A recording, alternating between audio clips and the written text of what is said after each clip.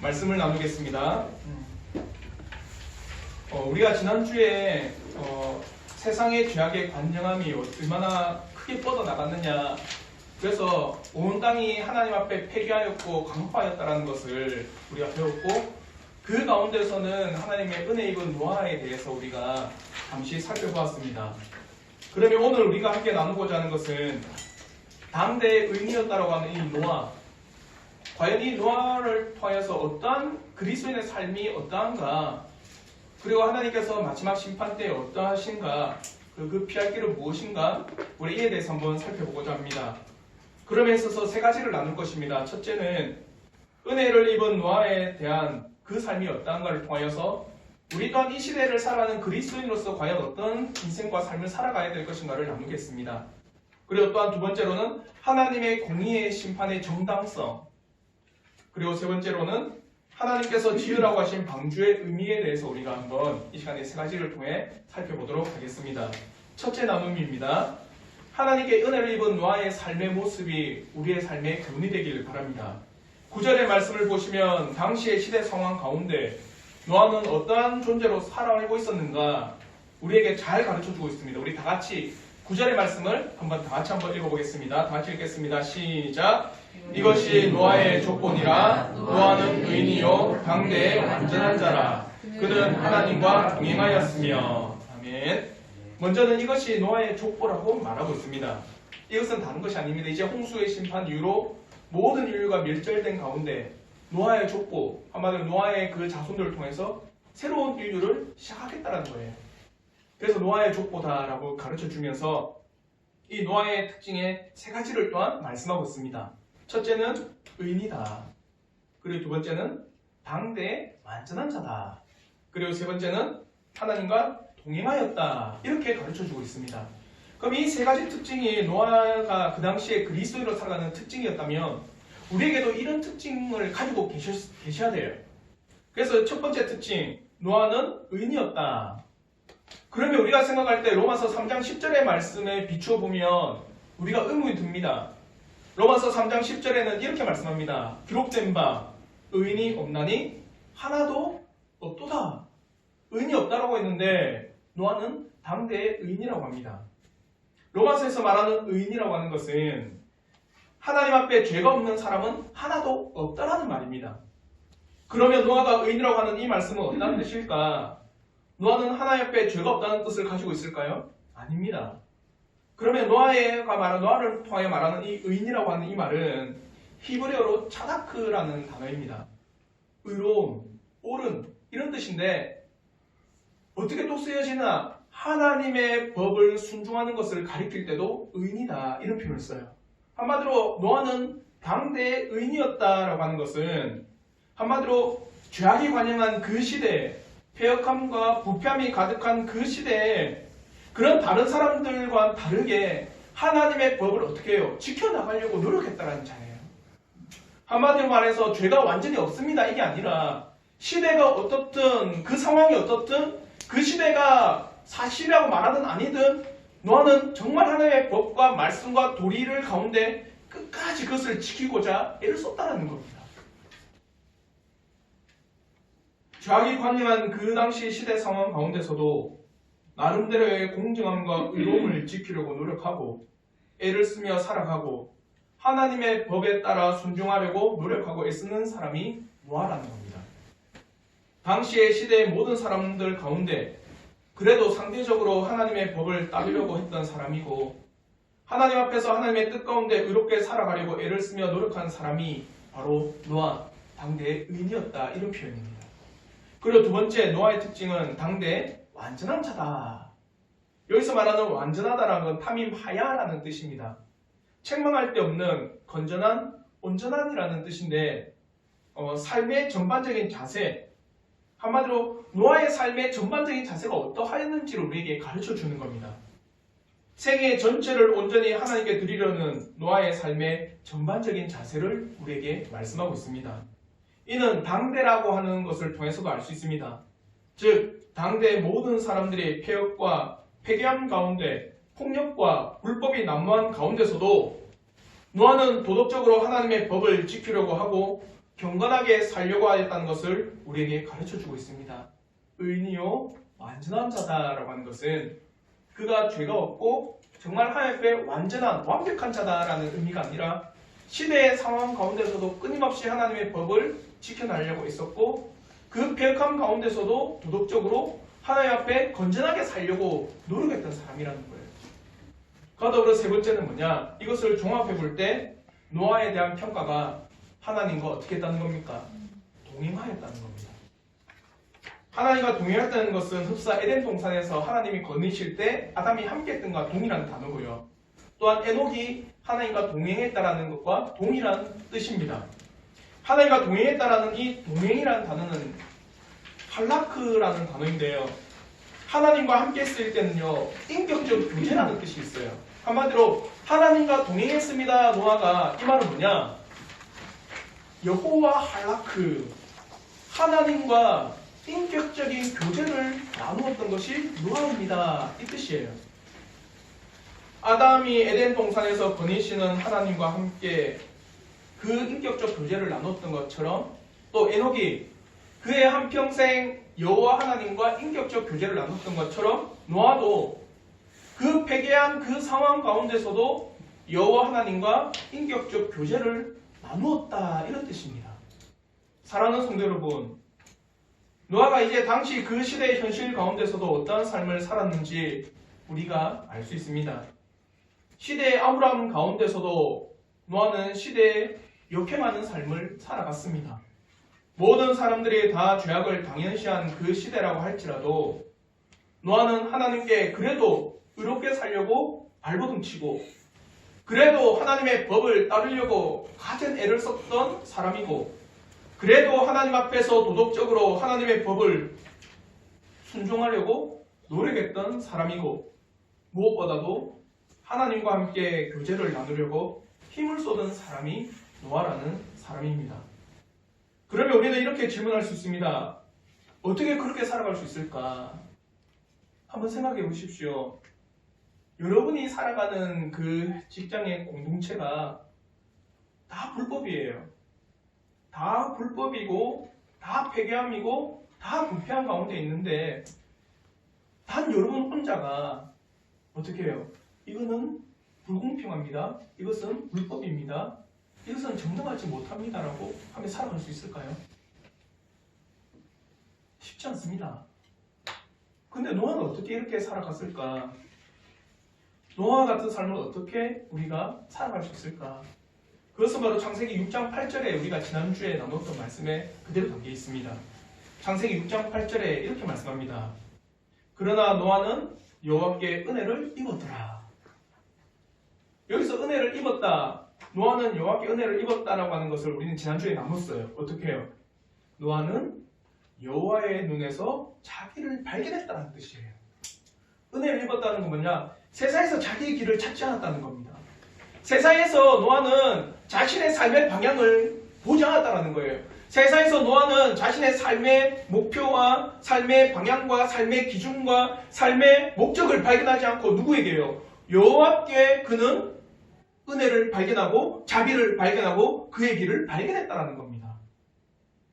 어떻게 노아는 모든 사람이 죄악 가운데 사는 것을 당연시하고 불법과 폭력과 하나님의 법을 어기고 살아가는 것이 당연한 그러한 시대를 살면서도 어떻게 하나님의 법을 지키며 의롭게 살려고 발버둥치며 어떻게 하면 도덕적으로 선한 삶을 살아가며 하나님의 법을 따라서 건전하게 살려고 애를 쓰며 무엇보다도 하나님과 교제하며 하나님 앞에 예배를 드리며 동행하는 삶을 살아갈 수 있었습니까? 그것은 바로 노아가 여호와의 눈으로 자기를 발견했기 때문입니다.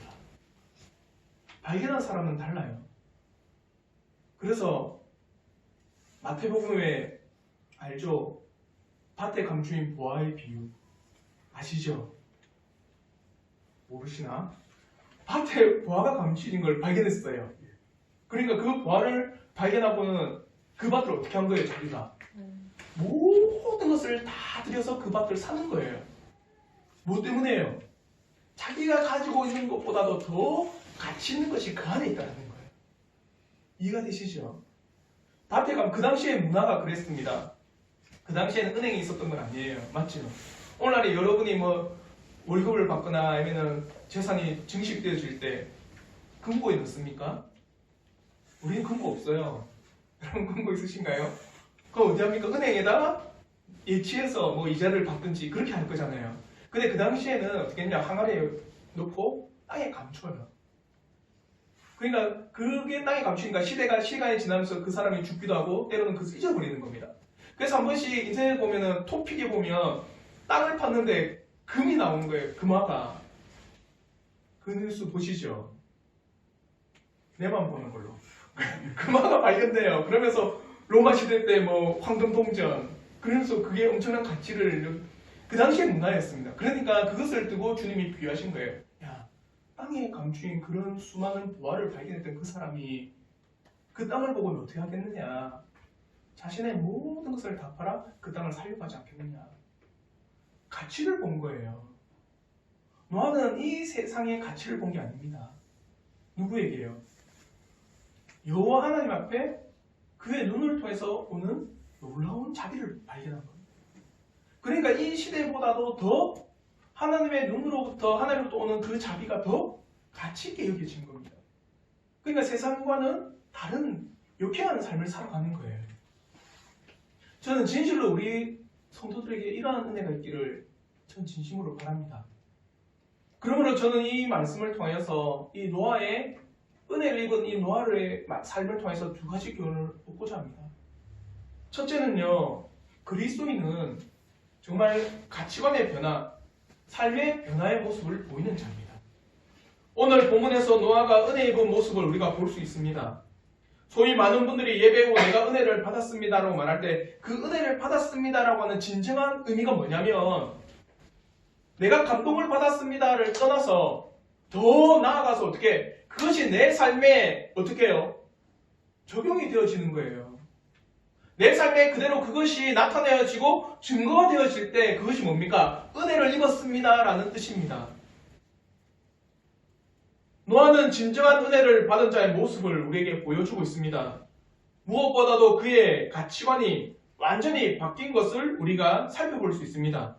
사랑하는 성도 여러분, 가치관이 무엇입니까? 이것은 다른 말로 해서 세계관입니다. 세계관. 가치관이라고 하는 것, 세계관이라는 것은 내가 세상을 어떻게 바라보는가의 눈입니다. 내가 세상을 어떻게 바라보고 있느냐, 이 세상을 내가 과연 어떠한 안경을 가지고 바라보고 있느냐. 여러분이 선글라스를 끼면 다 시커멓게 보여요. 여러분이 빨간색 안경을 끼면 세상은 어떻게 보입니까? 다 빨갛게 보입니다. 세계관과 가치관이라는 건 뭐냐? 여러분이 세상을 바라보는 눈이에요. 그러면서 나는 어떻게 이 세상을 바라보고 있느냐? 노아는 그 가치관이 바뀐 사람입니다. 세계관이 완전히 바뀐 사람이에요. 이것은 너무나도 중요합니다. 진정으로 하나님 앞에 거듭난 사람들, 노아와 같이 은혜를 입은 사람들의 세계관과 가치관은 하나님을 모르는 사람과 같거나 비슷하지 않습니다. 결코 동일하지 않습니다. 벤자민 글래드 리폼드 신학교 교수님이 이렇게 그의 책 하나님 나라와 교회 생활, 하나님 나라를 발견한 사람들은 과연 그의 생활은 어떠한가 이 책을 썼거든요. 그 책에서 이렇게 이야기합니다. 예수의 하나님 나라의 메시지는 사회의 기대와 가치를 뒤집어 엎는다. 그 나라를 특징 짓는 것은 부와 재능이 아니라 사회 변두리에 머무는 사람들에 대한 겸손과 봉사다. 세상의 가치관과 세관을 뒤엎는다라는 거예요. 그리고 세상적 나라를 특징 짓는 것을 뒤엎는다라고 합니다. 세상적 가치관과 세관이 무엇일까요? 요한일서 2장 15절부터 16절에 우리에게 잘 가르쳐주고 있습니다. 우리 한번 다 같이 한번 읽어보도록 하겠습니다. 요한일서 2장 15절부터 16절 다 같이 읽겠습니다. 시작. 이 세상이나 세상에 있는 것들을 사랑하지 말라. 누구든지 세상을 사랑하면 아버지의 사랑이 그 안에 있지 아니하니 이는 세상에 있는 모든 것이 육신의 정욕과 안목의 정욕과 이생의 자랑이니 다 아버지께로 쫓아온 것이 아니요 세상으로 쫓아온 것이라. 아멘. 한마디로 이 세상을 사랑하지 말라. 여기서 우리가 성경을 볼 때 여러분 세상을 주위에서 보셔야 됩니다. 세상은 첫째는 하나님이 만드신 자연 만물은 세상에 맞죠? 그러니까 이거 사랑하지 말아야 될까요? 사랑해야 돼요. 여러분은 자연을 사랑하셔야 됩니다. 왜? 하나님이 만드셨기 때문에. 그럼 여기서 세상에 있는 것들을 사랑하지 말라라는 것은 하나님께서 만드신 자연 만물은 아닙니다. 맞죠? 두 번째 성경에서 말하는 세상은 어떤 의미냐면 가치관이에요. 세상의 가치관을, 세상의 사상을, 세상의 소위 말하면 생각들을 너희는 사랑하지 말라는 겁니다. 그 세상에 있는 것이 뭐냐? 세상의 가치관이 뭐냐? 육신의 정욕과 안목의 정욕과 이생의 자랑이라는 겁니다. 한마디로 정욕이라는 표현을 쓰고 자랑이라는 표현을 쓰면서 그것이 세상의 가치관이라고 우리에게 말씀하고 있어요. 하나님의 은혜, 하나님의 놀라운 계획, 하나님의 뜻보다 이 세상을 더 높은 우선순위에 두는 것을 가리키는 단어입니다. 하나님보다 더 높은 우선순위를 두지 말라. 우리 몸만 만족하면 모든 것이 다 만족한 듯이 여기지 말라. 세상의 높고 낮음, 세상에서 잘되고 못되고, 세상에서 성공하고 못하고, 세상에서 기준과 가치를 가지고 나라고 하는 존재 및 인간이라고 하는 존재를 판단하고 재단하지 말라. 사랑하는 성도 여러분, 제가 끊임없이 우리 성도님들에게 질문을 던집니다. 잘 산다는 게 뭡니까?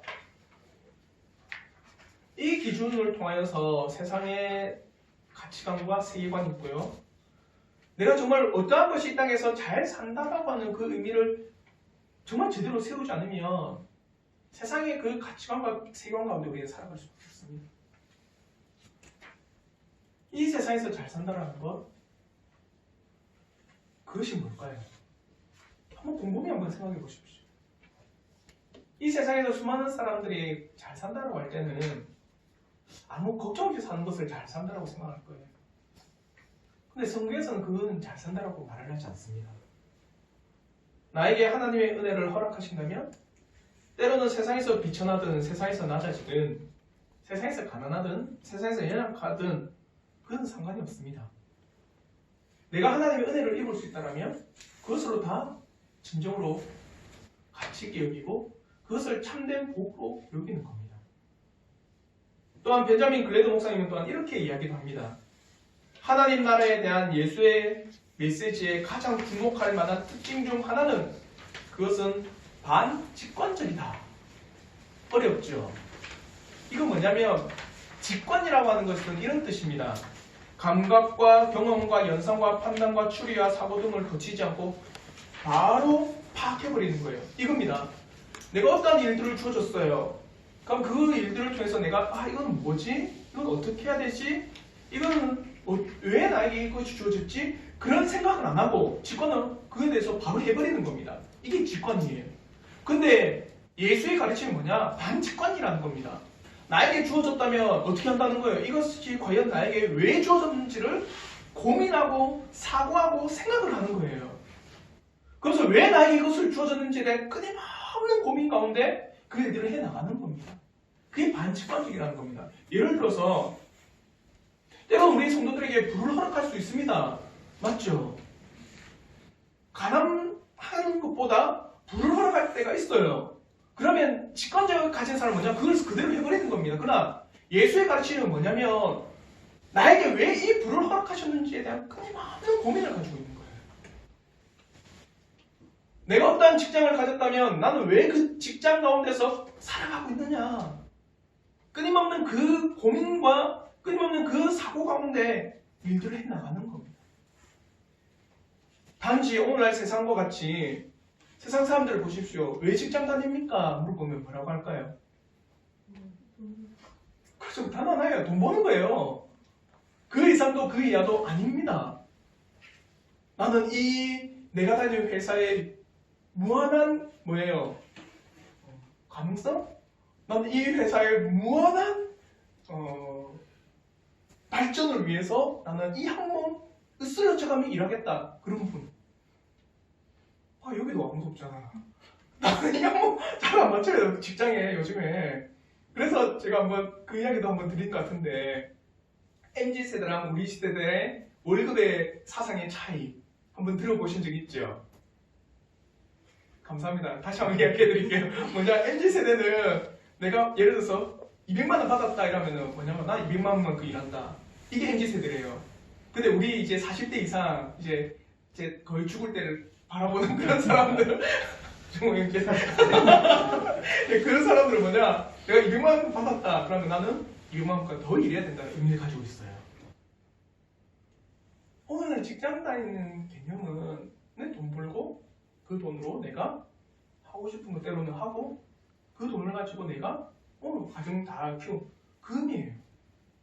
근데 예수의 가르침이 뭐냐, 반칙관직이란 뭐냐면 과연 나에게 허용된 이 직장은 무엇이냐, 그러면 나는 이 안에서 어떻게 해야 되느냐, 그래서 나는 어떠한 삶과 인생을 살아가야 되느냐, 그걸 끊임없이 사고하고 고민하는 겁니다. 예수의 가르침은 그거예요. 흡사 이 말씀을 우리는 꼭 기억해야 됩니다. 누가복음 12장 47절로부터 48절의 말씀인데요. 주인의 뜻을 알고도 준비하지 아니하고 그 뜻대로 행하지 아니하는 종은 많이 맞을 것이요, 알지도 못하고 맞을 일을 행한 종은 적게 맞으리라. 무릇 많이 받은 자에게는 많이 요구할 것이요, 많이 맡은 자에게는 많이 달라 할 것이니라. 이 말은 뭐냐면 우리에게 맡겨진 모든 것들은 주인의 뜻에 합당하게 주신 거예요. 그러면 그 주인의 뜻에 합당하게 주신 그 모든 것을 또 어떻게 해요? 주인의 뜻에 합당하게 우리가 어떻게 소용평가를 해야 되는데, 많이 준 자에게는 주인이 어떻게 하는 겁니까? 많이 물으신다는 거예요. 여러분에게 많이 주셨다면, 재화든 비재화든 많이 주셨다면 주인이 주신 거잖아요. 맞죠? 하나님께서 온 땅의 주인이라는 거 여러분 고백하지 않습니까? 그러면 그 주인 대신 하나님께서 여러분에게 주신 거예요. 그러면 주인이 주셨다는 건 맡겨놓은 겁니다. 그러면 많이 맡긴 사람에게 주인은 많이 물어보시는 건 당연한 겁니다. 맞죠? 그러면은 직권을 가진 사람은 그냥 주셨기 때문에 그냥 써버리는 거예요. 사용해버리는 겁니다. 근데 예수의 가르침은 뭐냐? 주인이 나에게 주셨다? 그럼 나는 이것은 어떻게 써야 될까? 고민하는 게 예수의 가르침이라는 겁니다. 많이 맡은 자에게 많이 요구할 것이요, 그에 합당하게 나중에 정산할 겁니다. 그 의무에 합당하게 정산을 할 거예요. 진정 그리스도인은요, 이 세상을 바라보는 가치관과 세계관이 변한 자들입니다. 하늘에 저는 여러분의 마음이 놓여져 있기를 전 진심으로 바랍니다. 두 번째, 은혜 입은 자는 청지기적 삶, 나그네와 같은 삶의 모습을 가집니다. 은혜 입은 자의 삶에서는 반드시 그에 따른 세상에서 자신은 청지기요, 나그네와 같은 순례의 걸음을 걷는 삶의 모습이 있습니다. 이거는 노아뿐만이 아닙니다. 아브라함도 순례의 길을 걸었던 믿음의 사람입니다. 아브라함뿐만도 아닙니다. 야곱도 요셉도 모든 족장들은 순례의 길을 걷고 또 걸은 사람들입니다. 그래서 야곱의 고백은 이런 고백입니다. 창세기 47장 9절의 말씀인데요. 야곱이 바로에게 아뢰되 내 나그네의 길의 세월이 130년이니이다. 내 나이가 얼마 못되니 우리 조상의 나그네 길의 연주에 미치지 못하나 험악한 세월을 보내었나이다 하고, 야곱은 자신의 인생과 자신의 여정이 이 땅에서 무슨 인생이라는 거예요? 나그네 인생이래요.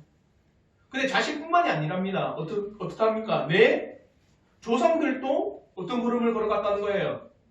나그네의 걸음을 걸어갔다는 거예요. 내 조상들의 나그네의 연수에 비하면 자신의 연차는 짧다. 그러나 험악한 나그네 인생을 살아갔다는 겁니다. 모든 믿음의 조상들은 곧 나그네 순례길을 걸어갔던 자들입니다. 사랑하는 성도 여러분, 나그네 청지기로 순례자로 살아가십시오. 여러분은 이 땅에서 타향입니다. 그런데 요셉이 뭐라고 합니까? 자기가 죽기 전에 유언을 남깁니다. 뭐라고 남기나요? 창세기 50장에 보면 내가 죽을 때 내 해골이라도 이 애굽에서 건져서 가나안으로 보내달랍니다.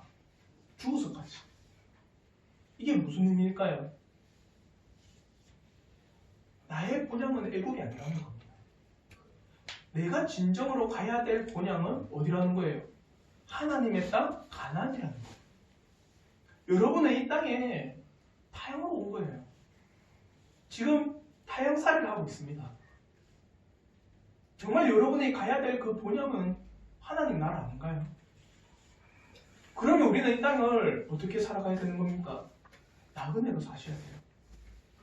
잠시 머물다가 가는 그런 하나의 정류장과 같이 잠시 머물다가 가는 그런 중간 정착지와 같이 그렇게 사셔야 됩니다. 그게 그리스도의 삶의 모습입니다. 저는 이런 삶의 인생이 되기를 우리 성도님들의 모든 삶의 여정이 정말 세상의 가치관과 바뀐 그리스도인의 가치관과 정말 이 땅을 본향이 아닌 타향으로 나그네로 순례의 걸음으로 걷기를 간절히 소망하는 은혜가 있기를 진심으로 바랍니다. 두 번째 나눔입니다. 그러면 하나님의 공의의 심판의 정당성에 대해서 나오도록 하겠습니다. 오늘 본문 11절부터 13절에 이렇게 말씀합니다. 그때 온 땅이 하나님 앞에 부패하여 허악함이 땅에 가득한지라 하나님이 보신즉 땅이 부패하였으니 이는 땅에서 모든 혈육 있는 자의 행위가 부패함이었더라. 하나님이 노아에게 이르시되 모든 혈육 있는 자의 포악함이 땅에 가득함으로 그 끝날에 내 앞에 이르렀으니 내가 그들을 땅과 함께 멸하리라. 온 땅이 부패했다. 포악함이 가득하다. 원인이 뭐냐? 혈육 있는 자의 행위가 부패하였다는 겁니다. 여기서 말하는 혈육 있는 자라고 하는 히브리어가 콜 바사르라고 하는 건데 이거 재밌는 표현이에요. 얼마나 부패했길래 얼마나 그 땅이 폐괴했길래 하나님께서는 그 모든 땅이 더러워졌다, 썩었다라고 이야기할까? 콜 바사르라고 하는 이 단어가 뭐냐면 살코기입니다. 살코기. 동물이 죽었을 때 나오는 그 고기라는 의미예요. 한마디로 말해 하나님이 보실 때 이 땅의 모든 사람은 어떻다는 거예요? 죽어있다는 거예요. 짐승과 같다라는 겁니다. 동물적 존재와 같이 되었다라는 말을 쓰고 있는 겁니다. 영적이고 도덕적이고 인간이라고 할 만한 특징이 없고 이제는 세상에 있는 모든 사람들이 짐승이 되었다라고 말을 하고 있는 것과 같습니다. 본능에 따라가서 살아가는 짐승, 사람을 죽여도 죄책감도 들지 않는 짐승들만이 있는 곳. 그러면 이 본문에 대해서, 이 절에 대해서 서초롱 목사님은 뭐라고 하는지 이렇게 이야기합니다. 사람들의 사회에서 피 흘림은 매일의 일이 되어 피 흘림을 말리거나 책망하는 일이 사라지게 되었음을 말한다. 사람들이 사람들을 서로 죽이는 것은 부패한 인간 사회만이 할 수 있는 일이다. 짐승들의 사회에서도 자기 종족들을 자기들의 적으로 삼는 늘 죽이는 일을 반복하지는 않는다. 그러나 인간 사회만이 사람들을 자기의 공격 대상으로 삼아 죽이고 남을 죽이는 것을 당연시한다. 그런 폭력이 노아 시대에 늘 반복되어 인간 사회의 길을 멈춘 시대가 되었다. 인간 사회의 길을 멈춘 시대가 그 당시의 시대라는 거예요. 이러한 시대를 하나님께서 심판으로 그의 공의를 행하시는 것은 정당한 일입니다. 예를 들어서 여러분 냉장고를 딱 열었는데 냉장고에 있는 모든 음식이 다 썩어버렸어요. 그걸로 요리하시는 분 아무도 없습니다. 어떻게 합니까? 여러분 다 안 버리나요? 저는 유통기한만 지나면 싹 다 버립니다. 그게 우유가 됐든 베이컨이 됐든 다 버립니다. 그래서 제일 몰래 먹고 있어요. 제가 늘 버리니까 보고 이건 유통기한 지났다면 다 버리거든요. 왜? 만에 하나라도 그것을 먹고 탈날까봐. 만에 하나라도 그것을 먹고 병원 가면 병원비가 더 들어요. 그게 다 버리니까 말을 안 해요. 이제는 유통기한이 얼마인지를. 여러분 냉장고 있는데 썩은 음식이 다 가득 차면 그걸 먹는 사람 누가 있습니까? 다 버리고 어떻게 합니까? 새 음식을 넣어놓죠. 하나님께서 그 땅을 보시는데 짐승 같다는 거예요. 온 땅이 인간 사회이기를 포기한 사회가 되어버린 겁니다. 매일매일의 살인과 매일매일 폭력이. 그래서 여기서 부패하였다라는 이 뜻을 서초롱 목사님이 어떻게 표현하냐면요, 이렇게 합니다. 사람의 피가 얼마나 땅에 흘렀는지 그 피가 썩어 부패했다라는 겁니다. 얼마나 끔찍할까요? 온 땅이 피가 낭자한 거예요. 그 시대를 보고 하나님께서 그 시대를 심판하지 않는다는 것은 이상한 겁니다. 그러면 우리가 고백하는 하이델베르크 요리문답은요, 이렇게 이야기합니다. 하나님께서는 그런 불순종과 배도를 벌하지 않는 채로 그냥 두시겠습니까? 결코 그렇지 않습니다. 하나님은 우리의 원죄와 자범죄에 대해 심히 진노하십니다. 그리하여 그가 친히 누구든지 율법책에 기록된 대로 모든 일을 항상 행하지 아니하는 자는 저주 아래에 있는 자라고 선언하신 대로 이 땅에서 그리고 영원토록 의로운 심판으로 그들을 벌하실 것입니다. 하나님의 심판이 있습니까? 그는 자비하시기 때문에 하나님의 심판이 없지 않습니까? 아닙니다. 결코 그렇지 않습니다. 하나님은 우리의 원죄와 자범죄에 대해 심히 진노하시는 분이십니다. 그의 공의로운 선언 가운데서 이로운 심판으로 범죄한 자들을 벌하실 것입니다. 사랑하는 성도 여러분, 노아 시대의 폐괴함을 본다면 하나님의 심판의 정당성도 보아야 합니다. 하나님께서 우리에게 그리고 이 땅의 모든 인류 가운데 그의 공의를 요구하는 것은 당연한 이치라고 하는 것을 우리는 깨달아야 합니다. 반드시 하나님의 정의와 공의는 이 땅에 그대로 실현될 것입니다. 한치의 오차도 없이 하나님의 뜻하시고 계획하시고 행하시고자 하는 그의 선하신 뜻 가운데 반드시 실행되어질 것입니다. 이 땅에 많은 사람들이 심판이 없다고 생각하며 이 땅은 영원하다고 생각하며 살아가기 때문에 그들은 이 세상에 온 시선이 집중되어 살아갑니다. 그러나 우리 그리스도인은 이 땅에는 반드시 하나님의 공의로운 심판이 있다고 하는 사실을 굳게 신뢰하고 믿음으로 고백하기에 우리는 이 땅을 보며 사는 것이 아니라 하나님 나라를 보며 살아가는 존재들입니다. 그러므로 이 말씀을 통해 또한 교훈을 얻고자 합니다. 이 땅에 많은 사람들은 심판이 없다. 심판은 결코 이루어지지 않는다. 세상의 기술을 보십시오. 세상의 놀라운 과학을 보십시오. 사회가 얼마나 발전하였는지 이 사회의 발전상을 보십시오. 인류애가 얼마나 이렇게 발달되어지고 흘러넘치는지를 보십시오. 이 땅은 인간이 살아가기에 가장 아름다운 세상을 지금 구현해 나가고 있습니다라고 하면서 심판이 없다. 그것은 허구다. 사실이 아니다라고 이야기를 합니다. 사랑하는 성도 여러분, 반드시 마지막 심판 때가 있습니다. 진실로 심판의 때 하나님께서는 세 가지를 하실 거예요. 자요, 첫째는요, 분리할 겁니다. 뭘 분리할까요? 하나님께서 종량제를 분리할까요? 뭘 분리할까요? 의인과 악인을 분리할 겁니다. 그리고 두 번째는요, 분리한 가운데 선고를 할 겁니다. 그리고 세 번째는요, 판결을 할 거예요. 그 말이 뭐냐? 마태복음 25장 34절의 말에 그대로 있습니다. 그때 임금이 그 오른편에 있는 자들에게 이르시되 내 아버지께 복받을 자들이여 나와 창세로부터 너희를 위하여 예비된 나라를 상속받으라. 오른편에 있는 자들이 있다면 어디에 있는 자가 있을까요? 왼편에 있는 자가 있을 겁니다. 맞죠? 분리를 하셨어요. 그리고 나서 선고를 합니다. 내 아버지께 복받을 자들이여. 오른편에 있는 자들에게 뭐라고 하는 거예요? 내 아버지께 복받는 자들이라고 선고를 하세요. 그럼 왼편은 뭘까요? 하나님으로부터 심판을 받는 자들이요. 그래서 이제 판결합니다. 내 나라를 상속받으라. 오른편에 있는 자들이. 그럼 왼편에 있는 자들에게 뭐라 할까요? 영원한 형벌에 놓이노라. 분리를 하시고 선고를 하시고 판결을 하실 겁니다. 그러므로 마태복음 13장 49절에도 이렇게 이야기합니다. 세상 끝에도 이러하리라. 천사들이 와서 의인 중에서 악인을 갈라내요.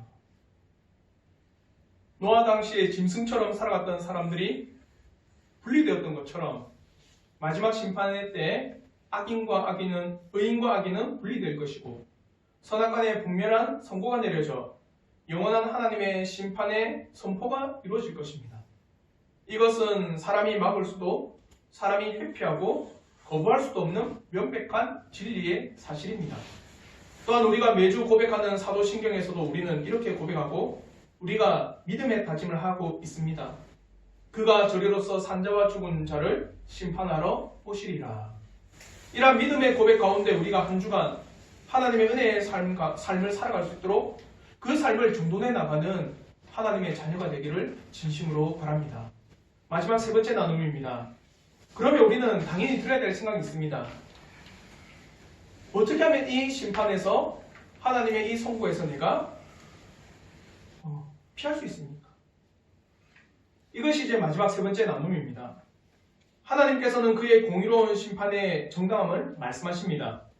그리고 그 핏값을 피할 길을 주셨습니다. 바로 노아를 통해서 만드시는 뭐요?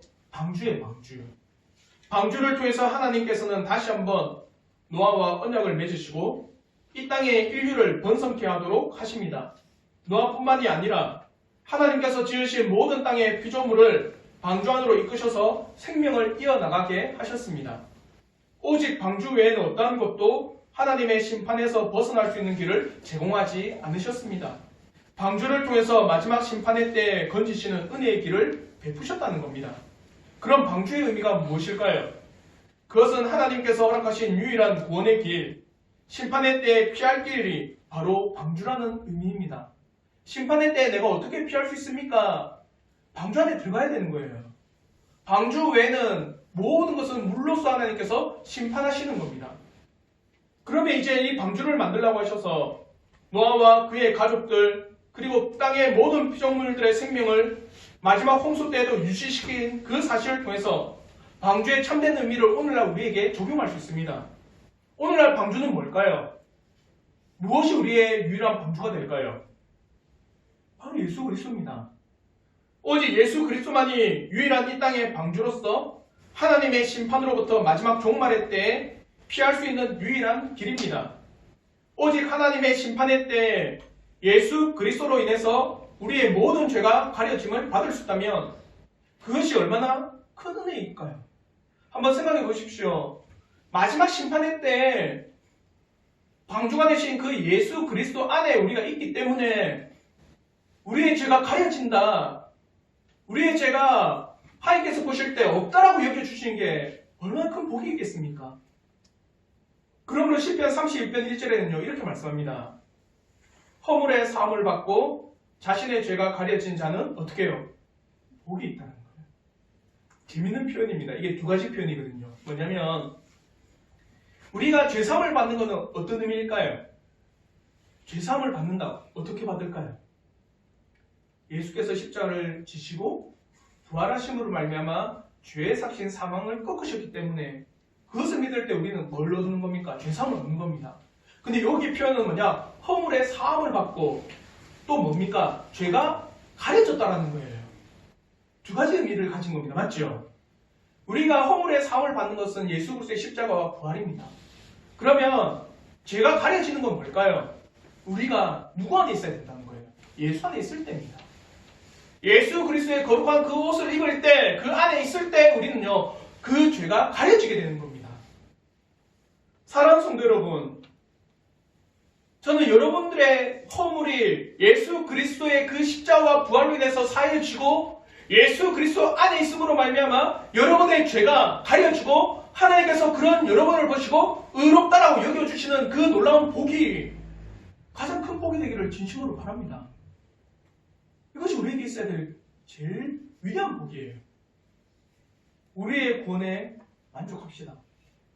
우리의 영혼이 예수 그리스도의 십자가와 그 부활의 복음으로 인해서 얻게 된 죄사함, 그리고 이 땅을 살아가면서 우리의 죄를 가려주실 예수 그리스도의 그 의의 옷을 덧입어 죄가 가려지는 은혜가 있기를 진심으로 바랍니다. 방주의 의미는 뭐냐? 그 죄를 사하신 예수 안에 머무는 겁니다. 그 예수 안에 머물 때 우리의 죄가 가려짐을 받는 거예요. 이 은혜가 있기를 진심으로 바랍니다. 말씀을 맺겠습니다. 모든 사람이 짐승과 같이 이성 없이 본능에 따라 살아가는 그러한 시대에도 노아는 하나님께 은혜를 입어 신앙을 지키며 늘 순례의 인생, 나그네 인생의 삶을 살아갔습니다. 이러한 노아의 신앙의 여정이 곧 우리의 인생이 되어야 하고 우리가 이 땅에서 우리의 모든 시선을 두는 것이 아니라 우리가 늘 끊임없이 바라보아야 하는 하나님 나라에 대한 소망을 우리가 가지기를 진심으로 바랍니다. 또한 노아 시대의 폐역함과 폐괴한 짐승과 같이 모든 사람이 혈육이 된 그 모든 시대 가운데 분명한 하나님의 심판을 우리가 목격하게 됩니다. 온 땅은 하나님의 심판으로 한 걸음 한 걸음 더 전진하고 있습니다. 그리고 반드시 하나님의 마지막 때를 목격하게 될 것이고 맞이하게 될 것입니다. 이런 때 우리가 어떻게 해야 하겠습니까? 노아의 방주에 들어가게 된 은혜를 입게 된 것 같이 우리가 하나님의 은혜, 예수 그리스도로부터 얻는 구원의 은혜와 죄의 가려짐과 죄사함의 은혜가 우리에게 있기를 진심으로 바랍시다. 그러므로 구원의 유일한 방주가 되는 예수 그리스도의 의의 옷을 덧입고 정말 진실로 하나님 앞에 은혜를 입고 나가는 하나님의 신실한 자녀가 되기를 주님의 이름으로 축원합니다. 기도하겠습니다.